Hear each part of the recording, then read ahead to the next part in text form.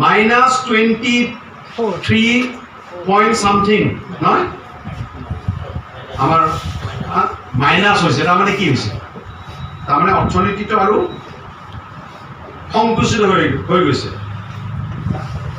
আগতে যদি মানুহজন 80 কেজি আছিল এতিয়া 70 কেজি হৈ গ'ল সেইটো হৈছে ন আমাৰ ভাৰতবৰ্ষৰ অৰ্থনীতিটো আগতকৈ আৰু সৰু হৈ গ'ল কিয় হৈ গ'ল বস্তুবিলাকৰ উৎপাদন কমি গৈছে কিয় কমি গৈছে বজাৰত বস্তুৰ বিক্ৰী নাই এতিয়াতো লকডাউন খুলি দিছে নাই দিয়া জানো কিন্তু বজাৰবিলাকত আগৰ ভিৰ আছেনে আপোনাৰ কয়াকুছি বজাৰতে চাব আগৰ ভিৰ হৈছে নেকি মাজৰ মানুহে বজাৰত কিয় আহে বস্তু কিনিব আহে বস্তু কিনাৰ কাৰণে মানুহৰ ওপৰত ক্ষমতা থাকিব লাগিব আমাৰ চৰকাৰে যোৱা সময়ছোৱাত যদি সাধাৰণ মানুহৰ পইচা তুলি দিলেহেঁতেন তুমিতো বহুতবাৰ ৰিজাৰ্ভ বেংকৰ পৰা টকা জোৰ জবৰদস্তি উঠাই ল'লা এতিয়া ৰিজাৰ্ভ বেংকৰ তোমালোকে ধাৰ ল'ব পাৰা কেন্দ্ৰীয় চৰকাৰে ধাৰ ল'ব পাৰে টকা ধাৰ লৈ পেলাই সেই টকা ৰাজ্য চৰকাৰবিলাকৰ হাতত দিব পাৰে যে তোমালোকৰ ৰাজ্যত ৰেচন ব্যৱস্থাটো উন্নত কৰা তোমালোকৰ সাধাৰণ মানুহক প্ৰতি মাহে 7,500 টকাকৈ দিয়াৰ ব্যৱস্থা কৰা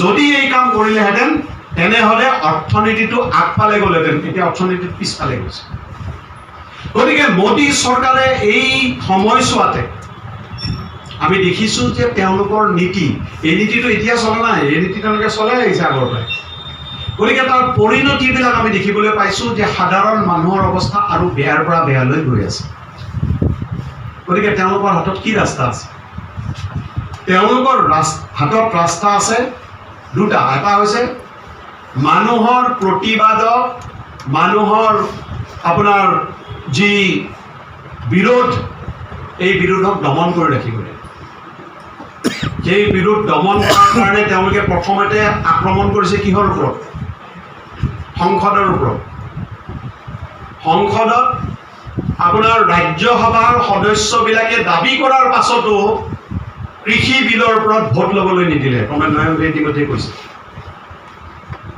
সেইটোৱে নহয় 8জনকৈ এমপিক ছাছপেণ্ড কৰি দিলে কিয় কাৰণ তেওঁলোকে এই অগণতান্ত্ৰিক প্ৰতিবাদৰ আপোনাৰ পৰম্পৰাৰ প্ৰতিবাদ কৰিছিল আমাৰ CPM-ৰ 2জন সাংসদ এই 8জনৰ ভিতৰত 2জন হৈছে CPM-ৰ সাংসদ তেওঁলোকক ছাছপেণ্ড কৰি ৰাখিলে গোটেই ৰাতি তেওঁলোক মানে অৱস্থান ধৰ্মঘট কৰি প্ৰতিবাদ কৰি থাকিল পুৱা যিজনে ছাছপেণ্ড কৰিছে বোলে চাহ লৈ গৈছে সন্ধামী চাহ তেওঁ বোলে পুৱা ব্ৰেকফাষ্ট কৰাব গৈছিল যিকেইজনক ছাছপেণ্ড কৰি গতিকে ইয়াৰ প্ৰতিবাদত সমগ্ৰ বিৰোধী দলবিলাকে সংসদৰ অধিৱেশন বৰ্জন কৰিলে কিমান নিৰ্লজ্জ চৰকাৰ আৰু গণতন্ত্ৰৰ প্ৰতি এইখন চৰকাৰৰ তিলমানো যে শ্ৰদ্ধা নাই প্ৰমাণ কৰি দিলে তেওঁলোকে এই সময়ৰ ভিতৰত আগতে আমি দেখিছোঁ বিৰোধী দলবিলাকে যদি বৰ্জন কৰে সংসদীয় অধিৱেশন তেনেহ'লে শাসকীয় দলবিলাকৰ লগত আলোচনা হৈ পেলাই তেওঁলোকক আকৌ সংসদলৈ ঘূৰাই আনে যিকেইদিন বিৰোধীৰ বৰ্জন চলি থাকিব সেইকেইদিন আপোনাৰ তেনেকুৱা ডাঙৰ বিল টিল তেওঁলোকৰ পাছ নহয় বিৰোধী সদস্যসকলে সংসদ বৰ্জন কৰিছে তেওঁলোকে ভাৰতবৰ্ষৰ জনসাধাৰণৰ কাৰণে আটাইতকৈ গুৰুত্বপূৰ্ণ বিল কি বিল কৃষি বিল আৰু 3খন বিল শ্ৰমিকৰ অধিকাৰৰ লগত জড়িত বিল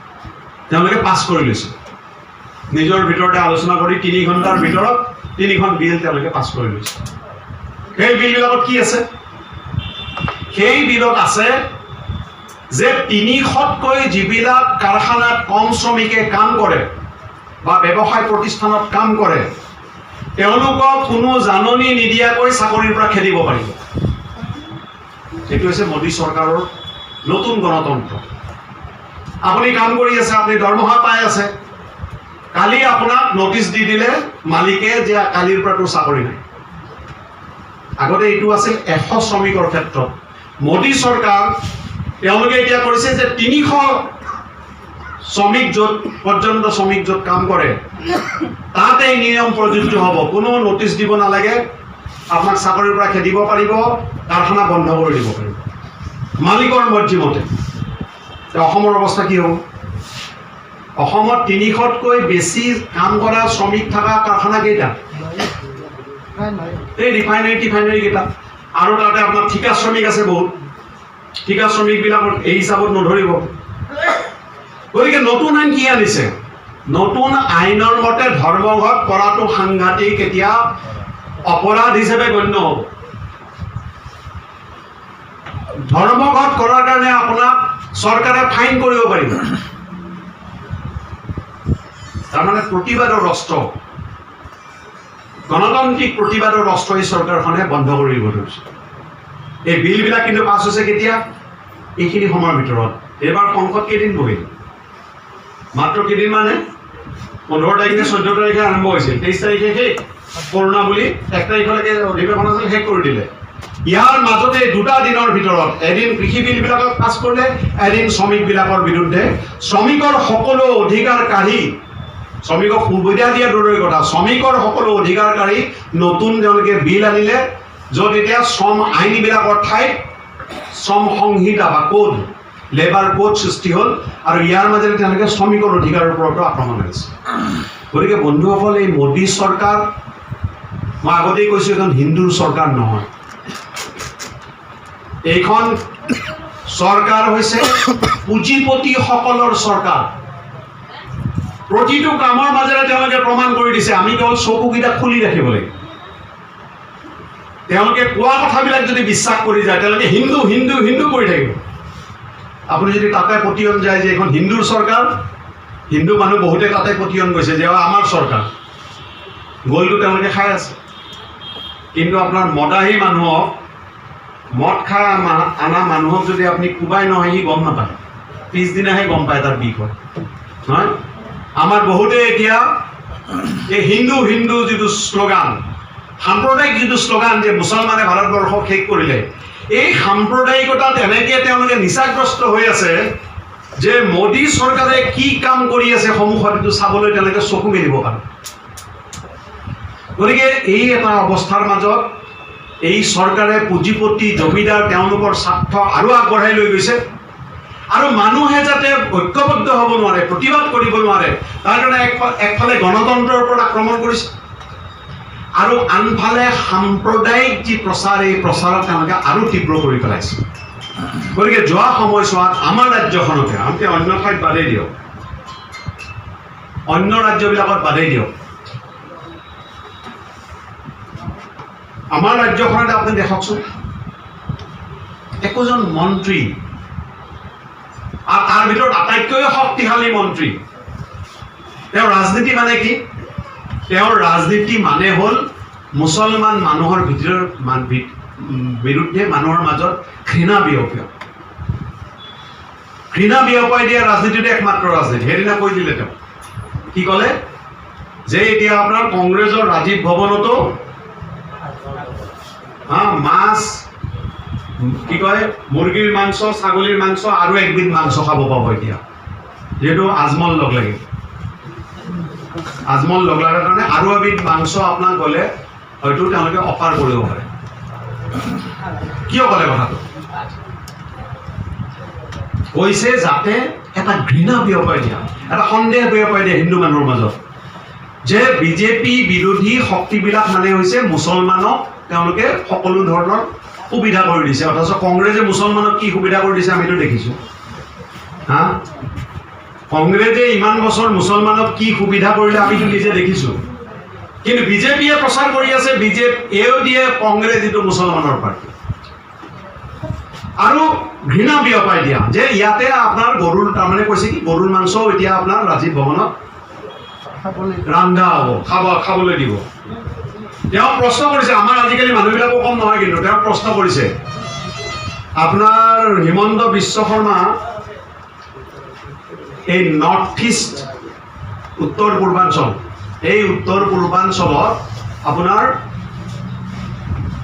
নেডা বুলি এটা সংগঠন হৈছে মানে বিজেপি আৰু সহযোগী দলবিলাকৰ এটা সংগঠন এইটোৰ নাম হৈছে NADA north east democratic alliance তাৰে আহ্বায়ক হৈছে কোন হিমন্ত বিশ্ব শৰ্মা বহুতে প্ৰশ্ন কৰিছে আপুনি যেতিয়া নাগালেণ্ডলৈ যায় নাগালেণ্ডটো খ্ৰীষ্টান প্ৰধান ৰাজ্য হয়নে নহয় নেডাৰ কামতো নাগালেণ্ডত যায় যেতিয়া আপুনি মেঘালয়লৈ যায় খ্ৰীষ্টান প্ৰধান ৰাজ্য। যেতিয়া আপোনাৰ মিজোৰামলৈ যায়, খ্ৰীষ্টান প্ৰধান ৰাজ্য, তাতে আপোনাক কি মাংস খাবৰ কাৰণে অফাৰ দিয়ে? খ্ৰীষ্টানবিলাকেতো চব মাংস খায়, খায় নে নাখায়? তুমি ক'লা ইয়াতহে একবিধ মাংসৰ কথা, তুমি যেতিয়া বাকীবিলাক ৰাজ্যত যোৱা তেতিয়া তোমাক কি মাংস খাব দিয়ে? সেইটো এৰিলে আৰু। হিমন্ত বিশ্ব শৰ্মাৰ কথা হ'ল, যিটোত তেওঁ গ'ল খালে সেইটো আৰু নলিয়ায়, এইটো এটা বেলেগ কথা হ'ল। কিন্তু এই যে ঘৃণাৰ ৰাজনীতি এৰি দিছে কিছুমান চেলা চামুণ্ডা, এইবিলাক বিজেপিৰ ৰাজ্যিক কাৰ্যনিৰ্বাহকৰ সদস্যও নহয়, একো নহয় তেওঁলোক। সত্যৰঞ্জন বৰা, আমাৰ বহুতে একেবাৰে বিৰাট গুৰুত্ব দি সত্যৰঞ্জন বৰা ক'ৰবাত মুক্তিও কৰিছে, কিবাও কৰিছে। সত্যৰঞ্জন বৰা বিজেপিৰ একোৱেই নহয় আচলতে, মই ক'বলৈ গ'লে। কিন্তু এইবিলাকক ফিল্ডত এৰি দিছে জানি বুজি। ক'তোতো গ্ৰেপ্তাৰ কৰা নাই সত্যৰঞ্জন বৰা, ক'তোতো পুলিচে বাধা দিয়া নাই, পুলিচে বৰং তেওঁলোকক ছিকিউৰিটি দি লৈ যায়।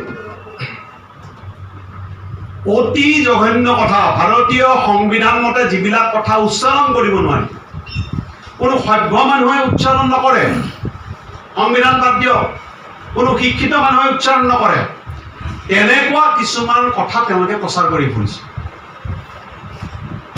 তেনেহ'লে তেওঁলোকৰ ৰাজনীতিটো কি ৰাজনীতি? যাতে মানুহে কোনোমতে নিজৰ হাত কাপোৰৰ সমস্যালৈ যাব নোৱাৰে, হিন্দুৱে হিন্দু হৈ থাকক, মুছলমানে মুছলমান হৈ থাকক। এই ৰাজনীতিটো তেওঁলোকে তীব্ৰ কৰা অসমতো আমি দেখিবলৈ পাইছোঁ। গতিকে আমাৰ বৰ্তমান পৰিস্থিতিত আমাৰ পাৰ্টীয়ে সমগ্ৰ দেশত আমি দুটা কাম গুৰুত্বপূৰ্ণ কাম হিচাপে লৈছোঁ। এটা কাম হৈছে সাধাৰণ মানুহৰ যি দাবী, সেই দাবীবিলাক কেন্দ্ৰ কৰি পেলাই আন্দোলন সংগ্ৰামক তীব্ৰ কৰা। এতিয়া আপোনাৰ লকডাউন হ'ল, এই লকডাউনৰ ভিতৰতো সাধাৰণ মানুহৰ সমস্যাক লৈ কোনে মাত মাতিছে? ঘৰৰ পৰা, ৰাস্তাৰ পৰা কোনে মাত মাতিছে? কোনে দাবী উত্থাপন কৰিছে? ভাৰতৰ কমিউনিষ্ট পাৰ্টীৰ মাৰ্ক্সবাদী। সি পশ্চিমবংগত হওক, সি অসমত হওক, ইয়া কেৰালাত হওক, দিল্লীত হওক, য'তেই হওক, বিকল্প নীতি যে চৰকাৰক গালি পৰাই নহয়, চৰকাৰে এইবিলাক কাম কৰিব লাগে, এইবিলাক কাম কৰিলে অৰ্থনীতি আগবাঢ়িব, কৃষকৰ ভাল হ'ব, শ্ৰমিকৰ ভাল হ'ব, এই দাবীবিলাকতো আমাৰ পাৰ্টীয়ে উত্থাপন কৰিছে, আমাৰ গণসংগঠনবিলাকে উত্থাপন কৰিছে। এইটো এক নম্বৰ। দুই নম্বৰ, গণতন্ত্ৰ ৰক্ষা কৰা আৰু সাম্প্ৰদায়িকতাক পৰাস্ত কৰা। এই নীতি লৈ আমি সমগ্ৰ দেশতে আমি আমাৰ কাম কাজবিলাক আগবঢ়াই নিবলৈ চেষ্টা কৰিছোঁ। গতিকে আমাৰ ৰাজ্যখনক আপোনালোকে জানে যে আমাৰ ৰাজ্যখন এটা নিৰ্বাচনৰ ফালে গৈ আছে। গতিকে নিৰ্বাচনৰ ফালে যেতিয়া গৈছে, স্বাভাৱিকভাৱেই ইয়াতে নিৰ্বাচন কেন্দ্ৰিক কথা বাৰ্তাবিলাকৰ তীব্ৰতা বৃদ্ধি পাইছে। গতিকে এই নিৰ্বাচন কেন্দ্ৰিক যিমানেই আমি নিৰ্বাচনৰ ফালে গৈ আছোঁ, সিমানেই বিজেপিও তেওঁলোকৰ নিৰ্বাচনী প্ৰস্তুতিৰ কাৰণে তেওঁলোকৰ কৌশলবিলাক গ্ৰহণ কৰিছে। কি কৌশল? এটা হৈছে মানুহক বিভক্ত কৰা, তাৰ কাৰণে সাম্প্ৰদায়িক প্ৰচাৰবিলাক তীব্ৰতা বৃদ্ধি কৰা। মই ইতিমধ্যে উল্লেখ কৰিলোঁ অসমত তেওঁলোকে কেনেকৈ এইবিলাক আৰম্ভ কৰিছে, কেনেকৈ এটা জনগোষ্ঠীৰ বিৰুদ্ধে, বিশেষকৈ পূৰ্ববংগীয় বংগমূলীয় যিখিনি মুছলমান মানুহ, তেওঁলোকৰ বিৰুদ্ধে ঘৃণা বিয়পাই দিয়া। আৰু NRCৰ যিটো ৰাজনীতি, কি ৰাজনীতি? ইমান কষ্ট কৰি পেলাই অসমত NRC এখন হ'ল, তাতো 19 লাখ মানুহৰ নাম অহা নাই। এইবিলাক মানুহ যদি ভালকৈ বিচাৰ কৰি চায়, বিৰাট সংখ্যক মানুহ কিন্তু ভাৰতীয় মানুহ, কোনো সন্দেহ নাই। দেউতাক মাকৰ নাম আছে, বাচ্চাটোৰ নাম নাই। দেউতাক মাক ভাৰতীয়, কিন্তু বাচ্চাটো বাংলাদেশী না অভাৰতীয়, বিদেশী। তাৰপাছত আপোনাৰ ক'ৰবাত দেখা গৈছে ল'ৰা ছোৱালীৰ নাম আছে, মাক দেউতাকৰ নাম নাই। এইটোতো আৰু অদ্ভুত। গতিকে NRCখনৰ এই প্ৰক্ৰিয়াটো শেষ কৰিব লাগিছিল। আমাৰ পাৰ্টীয়ে কি দাবী কৰিছিলোঁ? আমাৰ পাৰ্টীয়ে দাবী কৰিছিলোঁ যে NRC যিবিলাকৰ হৈ গ'ল, তেওঁলোকক এখন আইডেণ্টিটি কাৰ্ড দিয়ক। এই খেলখন বন্ধ কৰক। এই সন্দেহযুক্ত বিদেশী মোৰ ভাৰতীয় সংবিধানতে আছে নে কোনোবা আইনত আছে মই নাজানো, সন্দেহযুক্ত বিদেশী। গতিকে এইখন খেল বন্ধ হ'ব। NRCত অসমৰ 95% মানুহৰ নাম আহিছে। এই 95% মানুহক আইডেণ্টিটি কাৰ্ডখন দিয়কচোন, বাকী NRCৰ কামটো আগবঢ়াই লৈ যাওক, যাতে সকলো ভাৰতীয় মানুহৰ নাম NRCত আহে। এই দাবী আমি উত্থাপন কৰিছিলোঁ ভাৰতৰ কমিউনিষ্ট পাৰ্টি মাৰ্ক্সবাদী প্ৰথমে, কিন্তু বিজেপি চৰকাৰৰ কথা কি, আকৌ এপ্লিকেশ্যন কৰিছে ক'ত, সুপ্ৰিম কোৰ্টত। কি কৰিব লাগে, বৰ্ডাৰ জিলাবিলাকত 20% ৰিভেৰিফিকেশ্যন, মানে আকৌ চাব লাগে কাগজ পত্ৰ। মানে কথা হ'ল আকৌ মানুহক জুলুম কৰিব লাগে। আৰু বাকী জিলাবিলাকত 10%, 10%। তেওঁলোকে আকৌ এপ্লিকেশ্যন কৰিছে। তেওঁলোকৰ লক্ষ্য কি চাব, তেওঁলোকৰ ৰাজনীতি চাব। সমগ্ৰ দেশত NRC আনিব লাগে বুলি আইন আনিলে, সিদ্ধান্ত গ্ৰহণ কৰিলে, সমগ্ৰ দেশত তেওঁলোকে NRC কৰিব। কিন্তু য'ত NRC হৈছে, ভাৰতবৰ্ষৰ অন্য ক'তো কোনো স্থানতো NRC হোৱা নাই, ক'তো কোনো দাবীও কৰা নাছিল NRC লাগে বুলি। কিন্তু য'ত দাবী হৈছিল মানুহৰ পৰা, য'ত NRCখন হ'ল, চূড়ান্ত তালিকা ওলাল, তাৰ পৰৱৰ্তী প্ৰক্ৰিয়াবিলাক আমাৰ বাকী আছিলে, তাতে কিন্তু NRCখন তেওঁলোকে হ'ব নিদিয়ে। যাক লাগে তাক নিদিয়ে, যাক নালাগে। কাৰণ এতিয়া মুছলমান মানুহবিলাকক তেওঁলোকে চিধা চিধি কথা, হিন্দুবিলাকৰ কাৰণে কি আনিলে, কা আনিলে, যাতে হিন্দু মানুহখিনি তেওঁলোকৰ পক্ষে থাকে, আৰু মুছলমান মানুহবিলাকক বাছি বাছি বিদেশী বুলি চাপ মাৰি অত্যাচাৰ কৰি থাকা। ইয়াৰ পৰা বাংলাদেশৰ চৰকাৰক কয়, আপোনালোকে চিন্তা কৰিব নালাগে, এইটো আমাৰ আভ্যন্তৰীণ বস্তু, ইয়াতে কোনো অসুবিধা নহয়। বাংলাদেশ চৰকাৰক সেইটো কয়। আৰু আমাৰ ইয়াত কয় অমিত শ্বাহে, চব বাংলাদেশী আমি খেদিম। মানুহ অত্যাচাৰৰ ৰাজনীতিৰ বাহিৰে আৰু কি আছে তেওঁলোকে? গতিকে এই অসমতো তেওঁলোকে এই ৰাজনীতিটো তেওঁলোকে চলাই গৈছে। বাঙালী হিন্দু মানুহক তেওঁলোকে সুৰক্ষা দিম বুলি কৈছে, কোনো বাঙালী হিন্দুক তেওঁলোকে সুৰক্ষা নিদিয়ে, এনেকৈ ঝুলাই ৰাখিব। বিজেপিৰ নীতি হ'ল, এবাৰ কৈছিল খিলঞ্জীয়াক আমি কি দিম, খিলঞ্জীয়াৰ অধিকাৰ দিম। হিমন্ত বিশ্ব শৰ্মাই ক'লে, এই যে এটা কমিটি হৈছিল 6 নম্বৰ দফা, ৰিপৰ্ট দিয়াৰ কি কৰিম, এসপ্তাহৰ ভিতৰত। কথাবিলাক তেনেকুৱাতো, এসপ্তাহৰ ভিতৰত মই কৰি দিম। এতিয়া যিয়ে ৰিপৰ্ট পাব লাগে, সি এতিয়ালৈকে ৰিপৰ্ট হাতেৰেই চোৱা নাই। কমিটি বনাইছে ভাৰত চৰকাৰে, ৰিপৰ্ট জমা লৈছে কোনে, অসম চৰকাৰে। ভাৰত চৰকাৰৰ লগত অসম চৰকাৰৰ কি সম্পৰ্ক এইটো? এতিয়ালৈকে যি গৃহ মন্ত্ৰালয়ে কমিটি বনাইছে তেওঁলোকে হাতেৰেই চোৱা নাই। কিন্তু এইটোক লৈ যিটো ৰাজনীতি, সেই ৰাজনীতিটো তেওঁলোকে চলাই গৈছে। গতিকে বন্ধুসকল, এতিয়া তেওঁলোকে এইটো ৰাজনীতি, তাৰ লগে লগে কি, আমাৰ অসমীয়াত যদি কয় কিঞ্চিত হ'লেও বঞ্চিত নকৰিবা, চবকে অলপ অলপ দি দিয়া আৰু ছটিয়াই। গতিকে 830 টকা এতিয়া আহিছে নহয়, অৰুণোদয় আঁচনি 830 টকা দিব চবকে। মানে মহিলা যাম নাই তেওঁলোকৰ নহ'ব, মহিলা থাকিব লাগিব পৰিয়ালটো। 15,000, ক'ৰবাত খুব বেছি 17,000 নহয় জানো? ডাঙৰ সমষ্টিবিলাকতো 17,000 হ'ব, তেওঁলোকে এইটো দিব 830 টকাকৈ। হিচাপ নিকাচ কৰি দিছে আপোনাক কি কৰিব কি নকৰিব। এই যে তালিকা কৰিব, এই তালিকা কৰাৰ কাৰণে তেওঁলোকে কমিটি বনাইছে। কি কমিটি? তাৰ হেড হ'ব DC, তাতে আপোনাৰ ডেভেলপমেণ্ট কমিশ্যনাৰ হ'ব মেম্বাৰ ছেক্ৰেটাৰী, MLA বিলাক হ'ব মেম্বাৰ, আৰু 3জন চৰকাৰে মনোনীত কৰিব।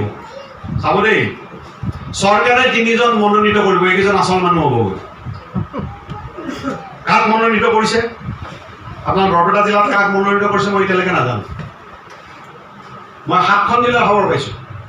নলবাৰী জিলা, আপোনাৰ কামৰূপ মেট্ৰ', গোলাঘাট, যোৰহাট, কাছাৰ, আৰু কি জিলা মই পাহৰিলোঁ এতিয়া, আৰু 2খন জিলা, মুঠতে 7খন জিলাৰ মই খবৰ পাইছোঁ। মানে চেক কৰিছোঁ তেওঁলোকৰ কোন কোন আছে তালিকা। সকলো জিলাতে বিজেপিৰ নেতাসকলক তাৰ মেম্বাৰ কৰিছে।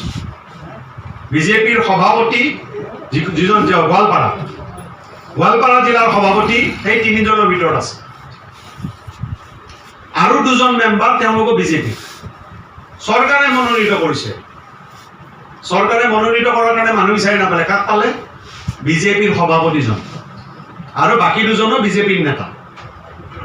খবৰ লওক, আপোনালোকৰ জিলাতো খবৰ ল'ব কাক কৰিছে মই নাজানো, ইয়াতে কি কৰিছে এইবিলাক তেওঁলোকে এতিয়া খবৰবিলাক নিদিয়া হৈছে যেতিয়া প্ৰতিক্ৰিয়া হ'ব ধৰিছে। গতিকে এইটো কি যাতে এইটো তাৰ আমি প্ৰমাণ দেখিলোঁ নহয়। এটা যে পঞ্চায়ত, কি পঞ্চায়ত আছিল, চামগুৰিৰ ওচৰত পঞ্চায়তটো বোধহয়, তেওঁ নতুনকৈ মণ্ডল বিজেপিৰ সভাপতি হৈছে।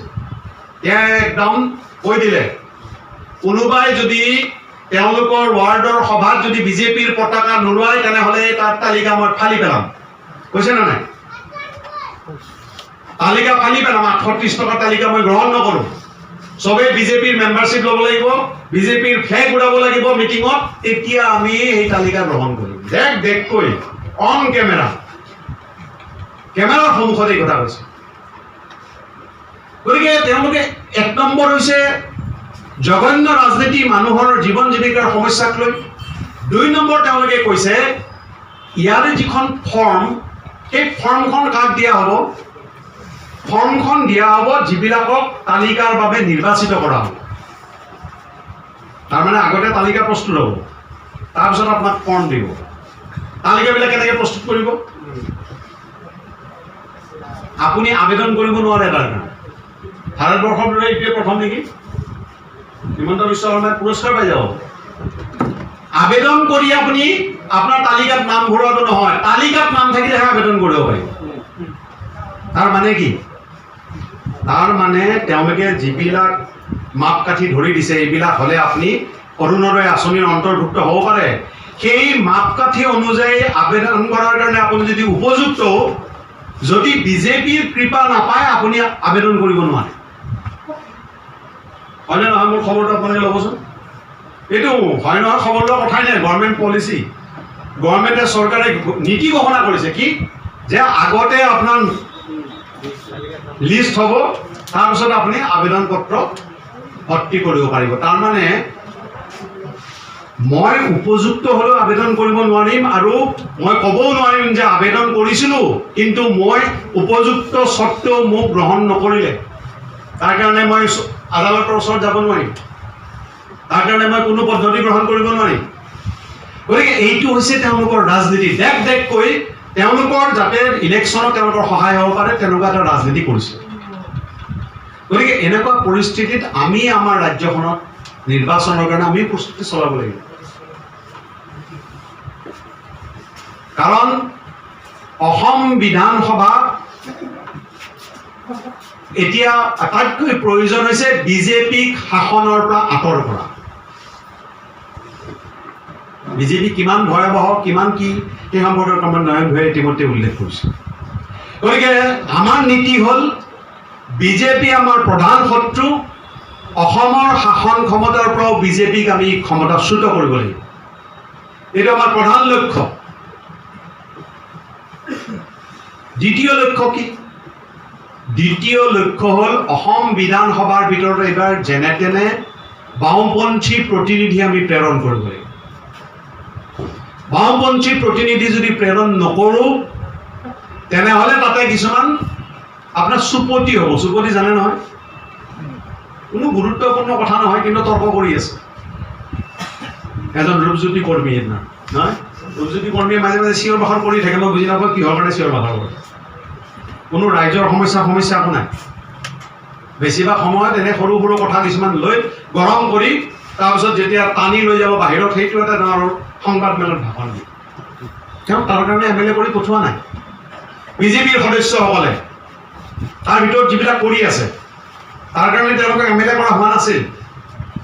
গতিকে ৰাইজৰ সমস্যা, অসমৰ কৃষকৰ সমস্যা, অসমৰ শ্ৰমিকৰ সমস্যা, অসমৰ মহিলাৰ সমস্যা, অসমৰ ছাত্ৰসকলে কেনেকৈ নিৰ্যাতন ভুগিবলগীয়া হৈছে, অসমৰ লক্ষ লক্ষ বেকাৰ, এই বিজেপি চৰকাৰে ইমান ডাঙৰ ডাঙৰ কথা কৈ কেনেকৈ লক্ষ লক্ষ যুৱকক বেকাৰ কৰি ৰাখিলে, তেওঁলোকৰ সমস্যা, সংখ্যালঘু মানুহৰ সমস্যা, জনজাতীয় মানুহৰ সমস্যা, এই সমস্যাবিলাক বিধানসভাৰ ভিতৰত প্ৰতিফলিত কৰাৰ কাৰণে যদি বাওঁপন্থী প্ৰতিনিধি নিৰ্বাচিত নহয় তেনেহ'লে জনজীৱনৰ প্ৰতিফলন বিধানসভাৰ ভিতৰত কেতিয়াও নহয়।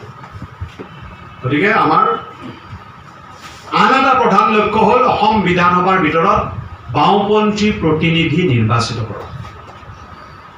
তাৰ কাৰণে কাৰো দয়াৰ ওপৰত নহয়, নিজৰ ভৰিৰ ওপৰত জোৰ দিব লাগিব, নিজে শক্তি গোটাব লাগিব, মানুহৰ ওচৰলৈ যাব লাগিব, আমাৰ দুৰ্বলতাবিলাক আঁতৰ কৰিব লাগিব, পাৰ্টিটো সবল কৰিব লাগিব, পাৰ্টিৰ ভিতৰৰ যি কাম কাজ গণতান্ত্ৰিকভাৱে পৰিচালনা কৰিব লাগিব, গণসংগঠনবিলাক আমি গণতান্ত্ৰিকভাৱে পৰিচালনা কৰি সম্প্ৰসাৰিত কৰিব লাগিব। গতিকে পাৰ্টিটোকো এটা নতুন জীৱন দিব লাগিব আৰু তাৰ মাজেৰে আমি আমাৰ প্ৰতিনিধি নিৰ্বাচন কৰাৰ কাৰণে প্ৰস্তুতি চলাব লাগিব। গতিকে আমাৰ লক্ষ্য, প্ৰধান লক্ষ্য বিজেপি শাসনৰ পৰা আঁতৰ কৰা। তাৰ কাৰণে আমি কি কৰিম? তাৰ কাৰণে নিজৰ নীতি নিয়ম বিসৰ্জন নিদিয়াকৈ বিজেপি বিৰোধী ভোটৰ বিভাজন কেনেকৈ ৰোধ কৰিব পাৰি তাৰ কাৰণে উপযুক্ত কৌশল আমি ৰচনা কৰিম। আমাক বহুতে সুধি আছে আপোনালোকে কি কৰিব, কি নকৰিব? কংগ্ৰেছে অমুক শ্লোগান দিছে, ইউডিএফে মোক কথা কৈছে, আপোনালোকে কি কৰিব? আমি কৈছোঁ আমি উপযুক্ত সময়ত আমাৰ উপযুক্ত কৌশলটো কি? বিজেপি বিৰোধী ভোটৰ বিভাজন যাতে ৰোধ কৰিব পাৰে তাৰ কাৰণে ব্যৱস্থা। কিন্তু তাৰ কাৰণে এখন তাল অকলে নাবাজে, এখন তাল অকলে বাজিব নেকি? সকলোৱে বুজিব লাগিব যে বিজেপিক পৰাজিত কৰাটো আমাৰ প্ৰধান কৰ্তব্য। তাৰ ভিত্তিত আমি বিজেপিক বিৰোধী ভোট বিভাজন ৰোধ কৰাৰ কাৰণে আমি আগবাঢ়ি যাব লাগিব। 1 নম্বৰ। 2 নম্বৰ, আমাৰ কেইটামান সমষ্টি বাছি লৈ এইবিলাকত আমাৰ নিৰ্বাচনী প্ৰস্তুতি চলোৱাৰ কথা কৈছোঁ। যদি প্ৰস্তুতি সঠিক হয় আমি তাত প্ৰাৰ্থী দিম। গতিকে নিৰ্বাচনী প্ৰস্তুতি যাতে তীব্ৰতৰ কৰিব পৰা যায় তাৰ কাৰণে ৰাইজৰ সমস্যাবিলাকক লৈ ৰাইজৰ মাজলৈ যোৱা, এই প্ৰক্ৰিয়াটোৰ ওপৰতে আমি আটাইতকৈ বেছি গুৰুত্ব দিছোঁ। আমাৰ আটাইতকৈ বেছি কথা ক'বলগীয়া আছে। তাৰ কাৰণে আমি কিন্তু ৰাইজৰ মাজত গৈ ক'ব লাগিব। যদি আমাৰ নিজৰ ভিতৰতে চৰ্চা চলি থাকে তেনেহ'লে কিবা লাভ আছে নেকি? আমাৰ ভিতৰত যিখিনি চৰ্চা হয় সাধাৰণ মানুহৰ সমস্যা, আজিৰ মিটিংখনতে তাৰ ওপৰত আমি আলোচনা কৰিছোঁ। সাধাৰণ মানুহৰ সমস্যা, সাধাৰণ মানুহৰ ৰাজনীতি, এই কথাবিলাক ৰাইজৰ মাজলৈ কোনে লৈ যাব? গতিকে ৰাইজৰ মাজলৈ যোৱাৰ ক্ষেত্ৰত যিখিনি আমাৰ জড়তা দুৰ্বলতা আছে তাক অতিক্ৰম কৰি আগন্তুক দিনত অয়ামচি অঞ্চলতো আমাৰ ৰাইজৰ মাজত আমাৰ আৰু জনসংযোগ বৃদ্ধি কৰা, জনসাধাৰণৰ সমস্যাবিলাকক লৈ ভাল কথা। যোৱা সময়ছোৱাত MNREGAক দুৰ্নীতি কেন্দ্ৰ কৰি এক ডাঙৰ আন্দোলন ইয়াত হৈছে, তাৰ প্ৰভাৱো পৰিছে। এনেকুৱা আৰু বহু আন্দোলন সৃষ্টি কৰাৰ মাজেৰে আমি মানুহৰ মাজত জাগৰণ যদি আমি কৰিব পাৰোঁ নিশ্চিতভাৱে মানুহে সঁহাৰি দিব। কাৰণ মানুহৰ হাতত দুটাই পন্থা আছে, হয় শাসক পক্ষত যাব লাগিব, নহয় বাওঁপন্থাৰ ফালে আহিব লাগিব। কাৰণ বাওঁপন্থাইহে বিকল্প নীতিবিলাক দাঙি ধৰিছে। গতিকে এই বাওঁপন্থাক শক্তিশালী কৰাৰ কাৰণে আপোনালোকেও আমাৰ আটাইতকৈ ডাঙৰ বাওঁপন্থী দল হিচাপে CPIMৰ কৰ্মীসকলেও আগন্তুক দিনত কঁকালত টঙালি বান্ধি ওলাই আহিব, এই আবেদন জনাই সকলোকে ধন্যবাদ জনাই মই মোৰ বক্তব্যৰ সামৰণি মাৰিছোঁ।